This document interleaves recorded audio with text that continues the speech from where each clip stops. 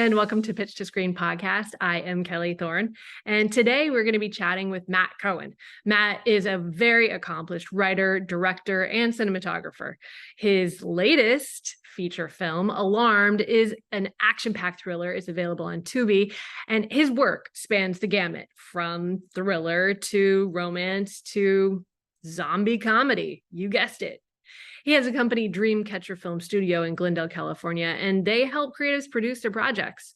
So tell us, how did you get into the film industry? I think you started out as an editor, right? And then moved. No, that takes it back a bit. So I started as a PA right out of high school on a movie called The Fan.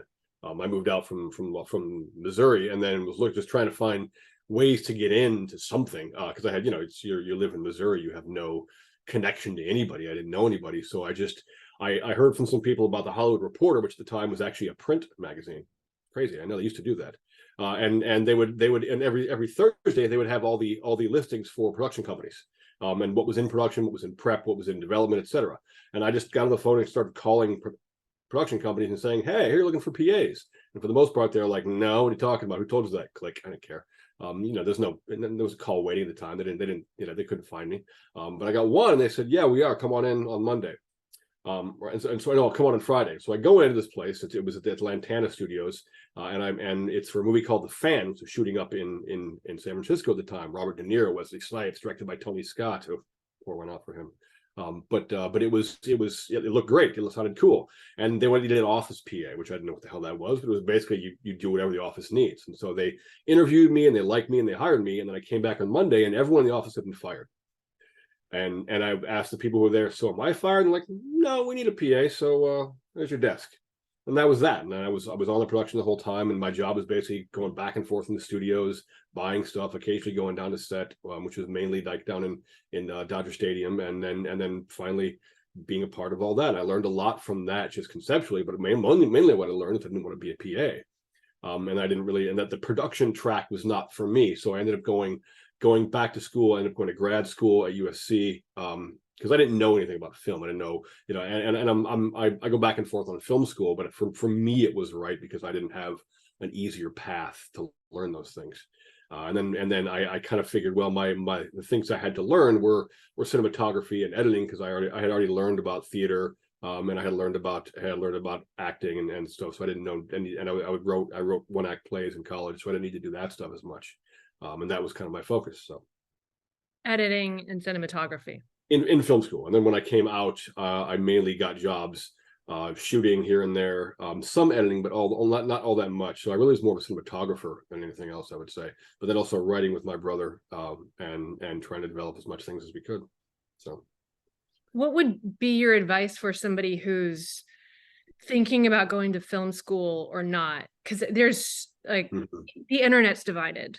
Right. So what would be your opinion? I'm sure there's a lot of variables, but yeah, my opinion would be you have to evaluate what kind of person you are. Like everyone says, oh, just go make a movie, you'll learn a lot. That's true, you will. The problem is you might only learn the bad stuff. Because as we all know, just to jump into making a feature film is not an act to be taken lightly if you don't know what you're doing at all. If you're the kind of person that require that if you're nowhere near Los Angeles or New York or Chicago or Atlanta or any other production center, you probably should consider it moving to one of those spaces. If for no other reason, because if you're not going to go to film school, you need to be around production and real production, not like the folks who are doing a couple little things at your community college. That's fine. There's nothing wrong with that. But there's a need to learn from people who are going to a higher level and who have higher expectations. Yes, you'll start lower, but you'll learn more. After that, if you're the kind of person that learns better in a group setting, it's good for you. If you're very much a self-starter and you can put together short films on your own and learn by getting your ass kicked, go ahead. There's nothing wrong with that. But you can't do it alone. That's the hard part. Is so many of the people that I would see when I would teach film schools, they would do stuff at home, but they were the primary creative drivers of everything they did. And all the people around them were like, yeah, I can help. But you don't get good help that way. You can't do good stuff. You have to be in a space where there are other people like you doing the same thing. And if it's and if you don't go someplace that has those people and create your own network, then film school is the place for that, because everyone there is trying to learn things the same way, and you build your own little mini network. But it's not, they're not all created equal. And I don't just say that because of what they have. Place and offering are important. If you're not in a major production center going to film school, you will miss out on certain things. Yes, you will still learn, but you may miss out on the ability to connect with other people, and more importantly, to learn how to live in that city when you're done. Because when you're at school, it's easier you don't have to spend as much money to learn about the city and the ins and outs. So you can kind of get a freebie for a couple of years. But when you're done, you got to find an apartment, you got to learn where to go, you got to talk to people, you got to do all that stuff. And if you're doing that flat out, straight out of college, that can be hard unless you're independently wealthy. And then secondly, I would say do not skimp on internships. Again, another reason to be in a major production center, because the biggest thing you're going to get is other people. Go to a production company, learn coverage, which you won't know it is until you get that. Learn how to read a script that's professional, and talk to people who actually make movies and see what it requires, because it's not, it's unfortunately the days of just making an awesome indie film and getting it seen are not there anymore. Everyone can do that, and so many are, and so it is unfortunately a buyer's market, not a seller's market. And the streaming services, which is where most people want to go, they don't really care about your movie unless they know who's in it, or they've heard about it, or any number of things. They have a pipeline of their own. They make their own stuff, and they take the mini majors that come out of CAA and WME and all these small studios and A24, and that's what they get. And it is hard to find a breakout hit that came from nowhere these days. 20 years ago, yeah, making any movie was hard. So if you had a feature, you had something. But now you don't. Now, feature time on my phone, I can do it. Where's that damn depth of field? Where's the plane? There it is. But on your phone, you can do it, so you don't have the same opportunity. Or it's filmmaking has been in some level democratized, which is great great conceptually, but it also means the market is flooded. So you have to understand that the game is not. It is rigged, unfortunately, but it's not impenetrable. But you have to understand that shooting arrows over the castle walls doesn't really get a lot done. It just, you may occasionally kill a chicken. Thank you for the Game of Thrones reference. Yeah. I appreciate that. Or the dragons. I can't keep up. Yeah, exactly. So how do we penetrate it? I mean, look, it comes down. It's not all who you know, because obviously if you know people and have nothing to offer, it doesn't matter. But it does require. But if all you're doing, like I had a friend who came out here a few years back, back when I did, and he wanted to write, and so he wrote script after script after script after script, and showed them to us. And at the time we didn't know anybody, and so so we did. They ended up in his drawer, and no one ever read them. And so what's the point? Like you have to recognize that these things are people have to want to see something, and there's a whole network set up in Los Angeles and New York whose entire job is to keep people out. That's the job. The people up top don't want to hear from anyone they don't know, because and again, the reality is, unfortunately, for the most part, and I used to read scripts for a living. Now, that was a job that you can do, and I read a lot of scripts from new writers, from somewhat established writers, from agency writers. The vast majority of them just weren't good, just not interesting, derivative, just not funny, kind of went nowhere for whatever reason it was there. Occasionally you get a great one, but it's rare. And so most executives, they're like creative executives, which is the first layer of people, their job is to read a lot of scripts, and they don't want to read the ones that they're pretty sure are crap. Yeah, you're right. Yours might be brilliant. It's possible. But you have to recognize that from their perspective, they're playing the odds. They don't think so. So they want someone else to find you. That someone else are managers, agents, or you. If you are in town and you get a job working for them as an office PA, they will say, read the script. Tell me what you think. That's the one they don't want to read.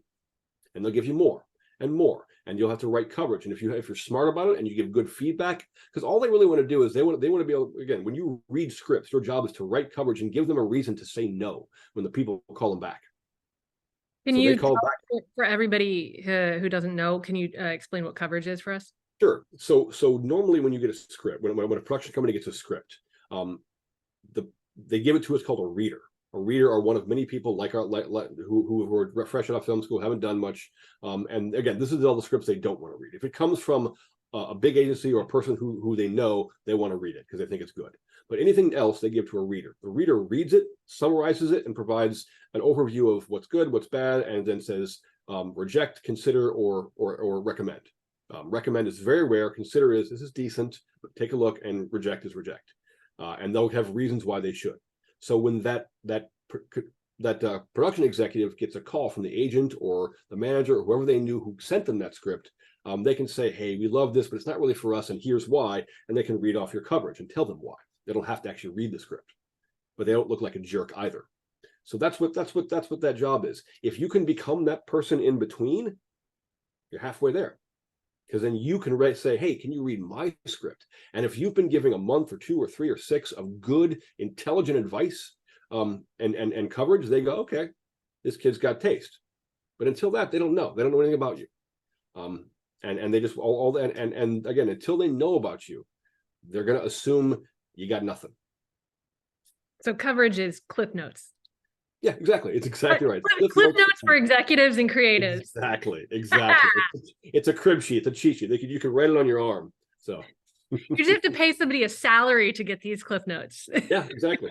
I mean, I used to do it freelance, and at the time you get like $50 a script. It's gone up, I'm assuming, but it was, when you're young and you don't need a lot of money, it's not a bad way to go. You can go out, you get 20 scripts, you take them home, you sit back, and that's your job. Ramen's a few bucks. I mean, you're good. At the time, yeah, we're talking about, early 2000s. So let's go back to it. How do we penetrate the castle? How do we get in? So we could go to school. We could one thing, and then internships within there. You could come out here and try straight up to just get jobs. If you want to work in production, you can begin. Again, if you have some experience in grip electric or in camera or anything, that's one thing. If you don't, and you want to gain that stuff, then you can try to work on sets. You can, if the hard part is you have to be able to either support yourself or have money coming out if you can't pay for it. Because you can go to independent films and go to a variety of places and say, hey, I'm willing to be a free PA. I just want to learn. And most people will accept that because we just want free labor. It will take you some time to get to know people. If you have other skills, you can offer those for cheap or little, but that keeps you, but again, that takes you in a certain direction. That takes you in the production direction, in the sense of being on set as a crew member in a variety of ways, all of which are very useful. And like the vast majority of jobs in Los Angeles are those, and those are good, well-paying, creative jobs where every day is not the same. You get to work on set, and hone your craft and maybe rise up a certain way. If you work as a grip, you can move up to a key, to a gaffer, maybe a DP someday if you like that. But you have to. But if you want to be a writer or director, the first and foremost thing you have to do is write. Period. Like that's the big thing, and not just the one script you're working on. If you got one script, then you have no scripts. You have nothing, because if they don't like that one, what's next? If you don't have at least 3 or 4 that you've banked and that you really worked on it and think are good, then you really don't have anything yet, and you shouldn't bother trying to jump in. There are some writing contests that are decent. Really, only a few, like maybe Sundance, but the Nichols Festival is probably the best one because it actually offers a fellowship where you learn and get paid, but that's very competitive, but that's but the whole business is. I mean, you have to recognize that you're entering into what is the creative equivalent of the NBA. Like it is top. And you may think Hollywood movies suck. Fine. Okay. Some do. But when you're talking about craft, nah, they kick everyone else's ass top to bottom. It's just no contest. And you can look at all the things online that says, make your movie look a Marvel movie. Nah. You really think that the people who've been doing this for 30 years, working at Marvel, working for ILM, have missed something that you didn't get? No. If there's a better way to do it, they're doing it. Okay. The only thing you win on is story and character. That's it. All right. Tangerine was made on an iPhone, but it was good because it covered a character that people hadn't seen. If you're trying to remake Batman on a budget, get out of town. You have fun with your fan film. Pointless. You got nothing. There's no point to that. Make something different. And by different, I mean I haven't seen it at all, not adjacent different. Solid advice. Solid. And if there was an easy path, I'd give it to you, but or I'd be on it, but I don't. There isn't. I mean, you know, when I started this, I had hair, so just so you know. Have you seen this before and after pictures of Abraham Lincoln? Right. Like it's like the film industry. It's like before I entered the film industry and after. Like, yeah, and for me, after is like after the theater show. the Fear Factor? Before the theater. Oh, we're talking about the Lincoln metaphor. That's my after picture. Yeah. So. Yeah. I used to sing professionally, and my vocal coach, like I wasn't like keeping up with some people, and she just stopped one day and she was like, this is the Olympics.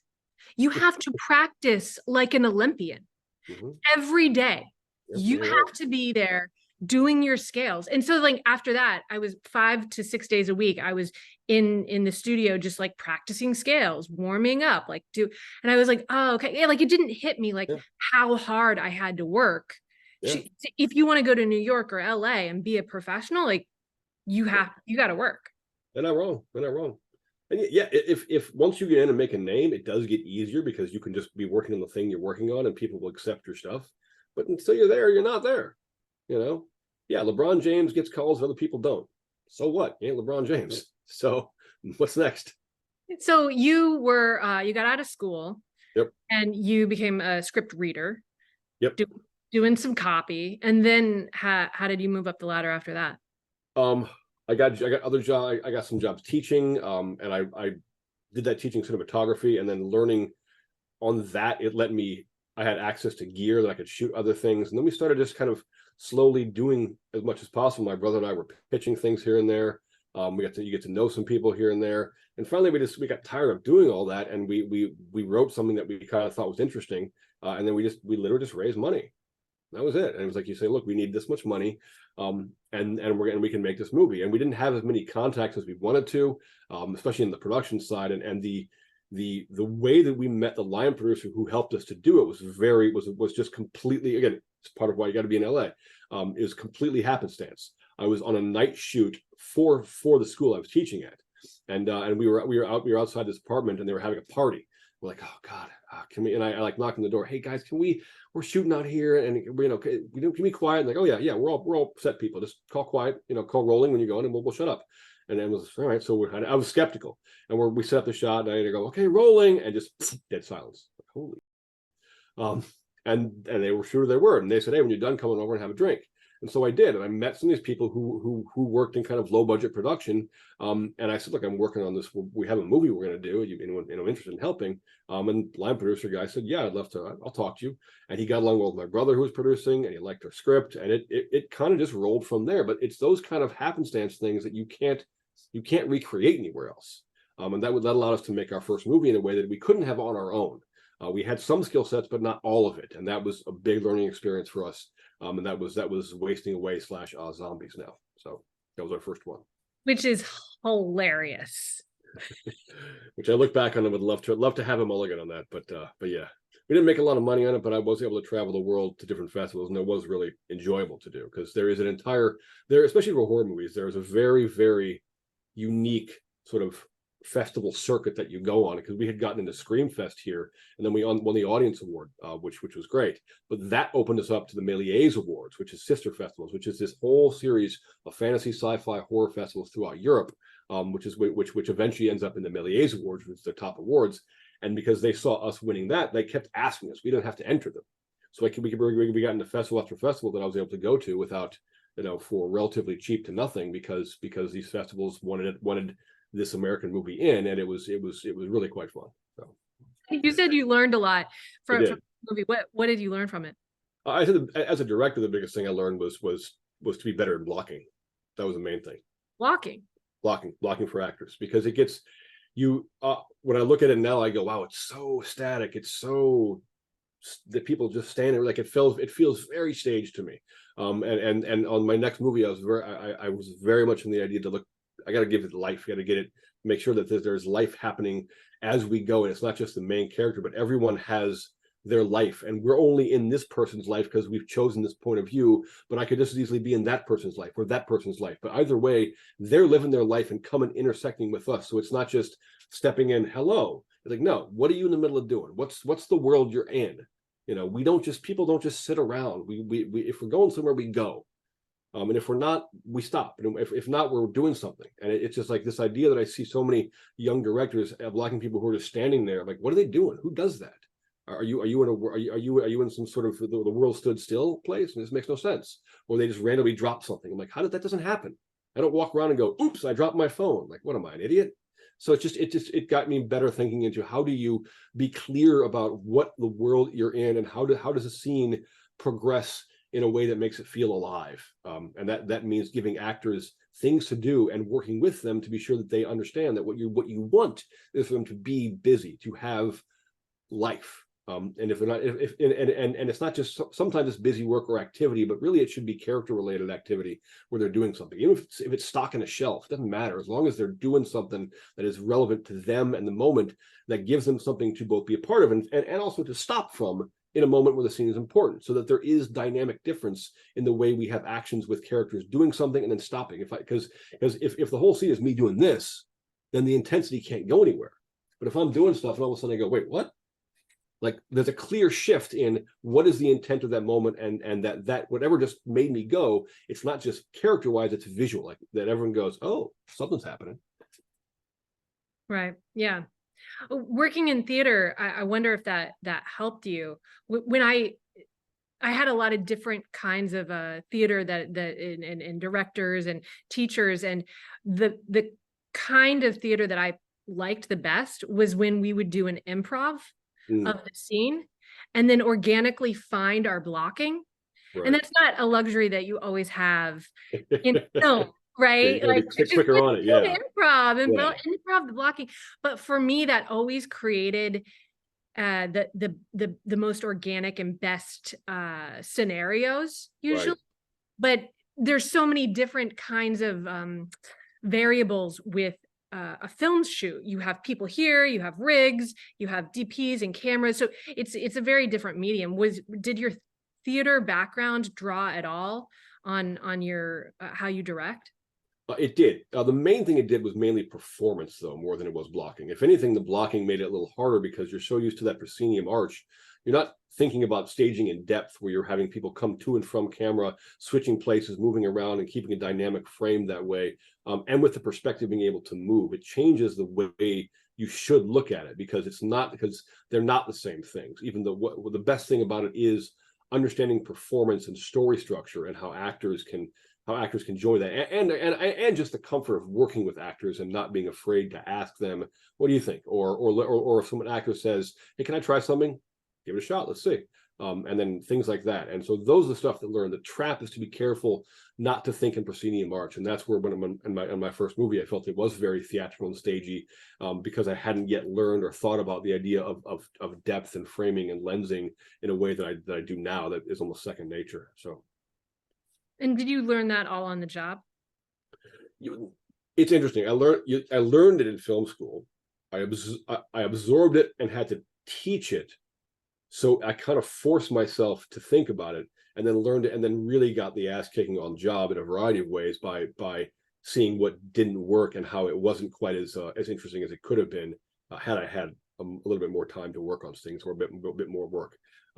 And you start to learn what you like in terms of style. I mean, I love the look of Funeral Guest. I like much more than Wasting Away, and Alarmed even more so, only because it's like, okay, you start to understand what you like and how you feel about the way. Again, there are theatrical moments in Alarmed where things play out in long moves, but they're always played in a way that I with the idea of depth in the frame. So. For those of you who haven't stalked you on IMDb, he just mentioned 3 feature films that he's done. So maybe you could talk to us about these 3 feature films that you just mentioned, and like what specific hurdles you might have had on the last 2, okay. how you got over them, or what you learned from that. I mean, mostly they're mostly budgetary are the main issues, which is just that's just you're gonna run into that.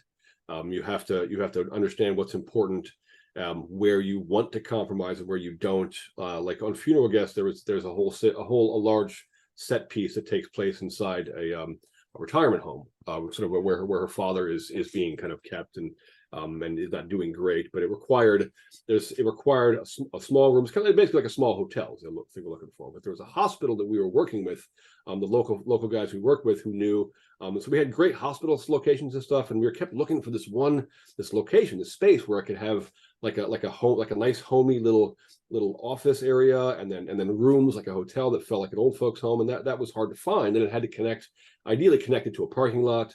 And we kept looking and looking. We couldn't find anything. No actual retirement homes would open that up, but why would they do that? That doesn't make sense to them. They lose money. People get annoyed.